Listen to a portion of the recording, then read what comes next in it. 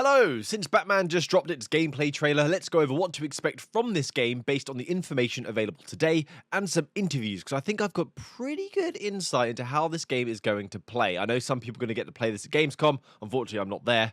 I am a little jelly. So enough chin wagging! Let's get started. Batman Arkham Shadow is a VR experience set on the 4th of July in Gotham City, where you will face off against an antagonist known as the Rat King. He is hell-bent on causing what he calls the Day of Wrath. It is set in time before the classic bad guys you know as Harlequin and Scarecrow are around, but you will meet their former selves in this game known as Dr. Quinzel and Dr. Crane, including Harvey Dent, Commissioner Gordon, and of course, the Ratcatcher.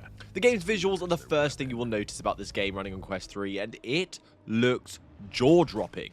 I cannot believe this is running on standalone hardware. In the game, you will of course play as Batman and have a full-body avatar available to you, so you'll look down and you'll be consumed by the Batsuit. That is like a bucket list for many people already. The story isn't just about Batman though. You will flip between Bruce Wayne and Batman's personas, so you'll get two different ways of consuming the story, which will likely interweave at some point, and we'll go, "Wow, what great writing!"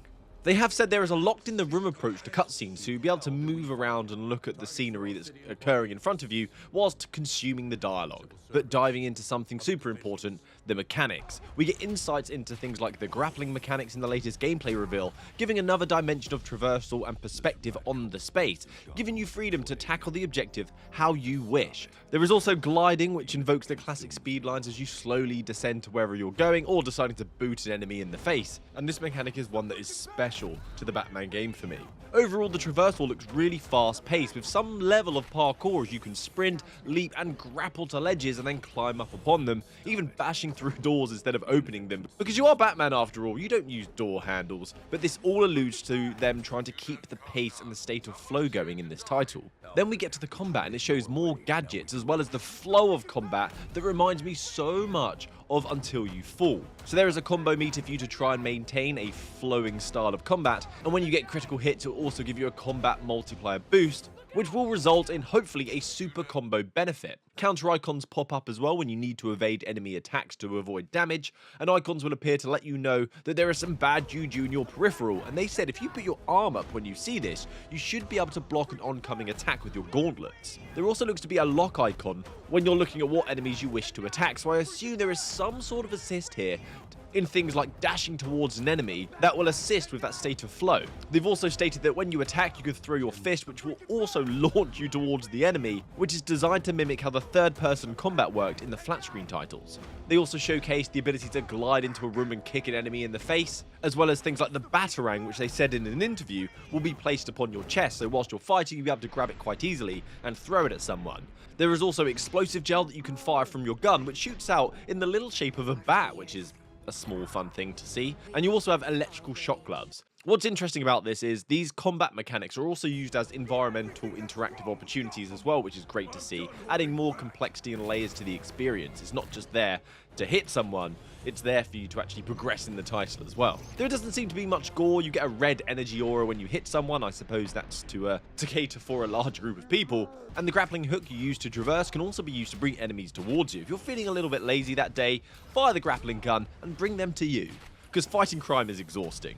It really does seem like the combat is going to be like Until You Fall, and if it is, I'll be so hyped, because that is one of my favourite titles, and based on what I've heard on interviews and seen in this trailer, it could be so, because it induces such a state of flow during combat. The kind of enemies that you'll be up against is pretty classic in terms of video game recipes. It's non-identifiable bandits all wearing Rat King face masks, whose combat style is indicated by the outfit that they're wearing and the weaponry. Now, what about taking it easy and not engaging in such thrilling combat? Well, there are stealth mechanics showcased as well, so you'll be able to use things like a special bat view that they're calling detective vision to give you an X-ray perspective of the room so you can see weapons, environmental objects you can interact with, and enemy skeletons. Then from the high vantage points in the dark, you could silently take down people and clear the room unnoticed.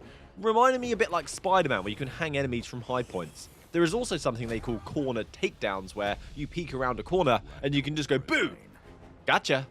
And in an interview with Camouflage, they also said it was important to be able to slide into vents and slide under floor grates, which may be something else we can do. I just didn't catch it in the trailer. You'll also notice dynamic shadows, which is already impressive because the game looks stunning, and now they've added this as well onto the Quest 3 hardware.